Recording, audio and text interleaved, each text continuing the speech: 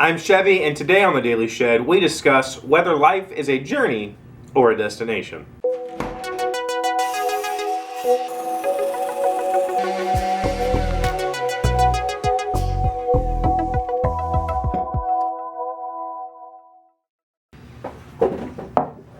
Hello, friends. It's Thursday. Welcome to the Shed. This is the 39th episode. That means tomorrow is the 40th episode, which means 8 weeks or 2 months of doing this show.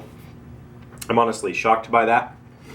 Thank you for letting me be a part of your life for the past 2 months, and I'm going to continue forward. I see no reason to stop. Today's episode was suggested by Brad Richards. Is life a journey or a destination? And this is one of those philosophical questions that, it's not about the journey, it's about the destination. And for me personally, not everything's that black and white or that clear cut. Why can't it be about both? Because the only real destination in life is death, right? Like, I could say that the destination for me is to have substantial wealth so that my retirement and my children's future have a foundation. But then what happens when I achieve that? Am I done?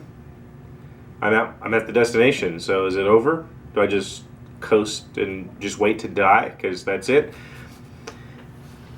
So for me, I have destinations, but I also really enjoy the journey of getting there. There are times in my life that I have chosen to kind of wander aimlessly, not really knowing what it was I wanted to be or do, or with no clear-cut goal or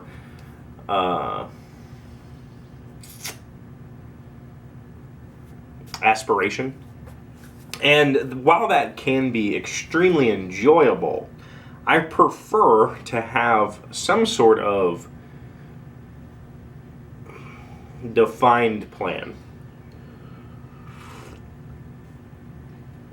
Now, does that mean that I set my blinders on and I say, all right, my goal is by the end of this year to be at X and that's my entire focus? No.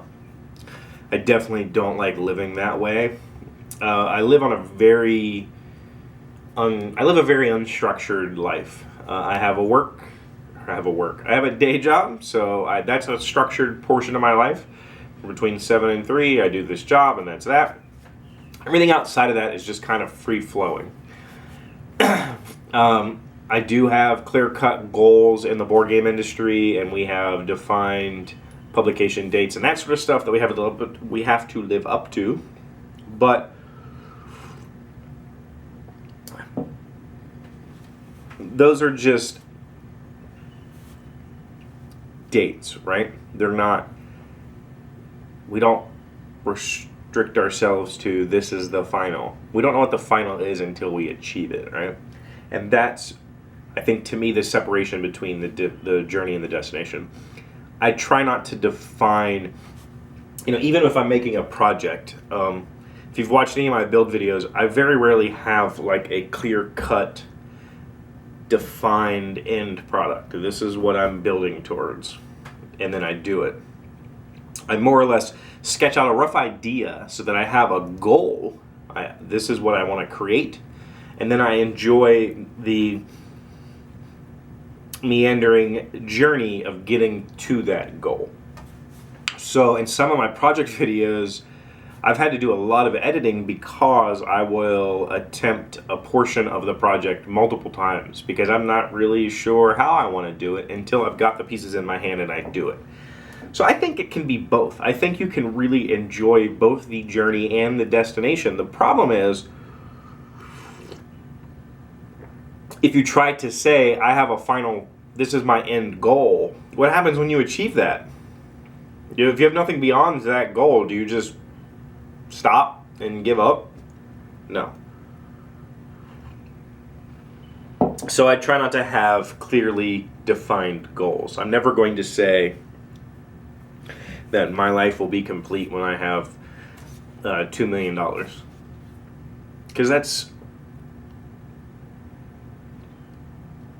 that sort of definition, that sort of destination, that just doesn't work for me. It could for some people. Some people have very destination focused lives like that. I want to do X and darn it, I'm going to do it. Okay. For me, like I said, my goal might be I want to achieve financial stability for me and my children's future, and then that is an open-ended goal that I can enjoy the journey up to that process, such as doing YouTube, my 2 jobs, whatever it might be. I can meander through life and really enjoy the process, but I am ultimately reaching for this goal. You know, if this is my destination, I don't do this straight line thing. I'll do this sort of maneuver to get there. And that way I can enjoy both. But I always try to have a goal that's just outside of my reach. That whether it's learning a new skill or whether it is an ultimate life goal, I try to have something that I'm always meandering towards. I don't know if that's the right way to do things or not. It doesn't really matter. It's what works for me. And I'm not going to tell somebody, dude, enjoy the journey and not the destination, because that might not be what they get enjoyment out of. There might be people who are very goal-oriented people, and that achieving the goal is way more important to them than how they got there. And that's fine. That's perfectly okay. It just doesn't work for me. I like to have a balance between the two. I'm a little bit of both. What about you? Why don't you tell me in the comments? Keep it alive. Keep the comments coming. Every day when I post this, I usually post it at night, and then I go to bed and I wake up, and I'm always excited to see that people have commented. So keep that going, and make sure you share with people that would like to comment or, participate in the community. Because that's what I'm doing this for. We're building a community around this. Hey, Doc, wait! I want to ask you something. Today's random fact from constitutioncenter.org. What was the first state to allow women to vote? I assume this means at the state level, not the federal level, but we'll see. While seeking to amend the U.S. Constitution, the women's suffrage movement also waged a state-by-state campaign. The territory of Wyoming was the first to give women the vote in 1869. Other western states and territories followed. That's interesting. So in 1869, women could vote in Wyoming. Again, probably for just state level stuff, but that's pretty cool. That's fairly forward thinking for that time. All right, guys, this wraps up episode 39, almost the end of 8 weeks. Please don't forget, tomorrow is buy day. I need your questions. The question for the week is, Chevee, how do I fix blank? Fill that in however you like. It can be creative, it can be funny, it can be serious. I'll answer your questions tomorrow. Any mail we might get, I will open. If you do send me mail, don't forget, you get the postcard, because I want to have pen pals, and if you send me something to put on the wall, we'll hang it up. That's Fridays here on The Shed. Thank you guys for keeping me going and giving me the energy to continue doing these shows. I really do appreciate it.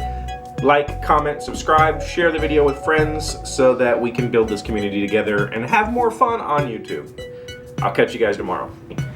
So I go out to the lady and I'm like, listen, we just can't do what you want to do without a sizable down payment, like a very significant down payment. I'm not talking $100 here.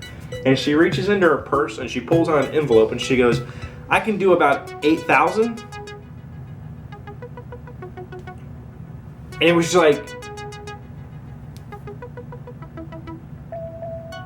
what? Just like hit me in the face with a shovel, dumbfounded, right? Like, did you say 8? She's like, yeah, I can do about 8,000. I can get more if I need it, but 8,000 is what I'm comfortable with.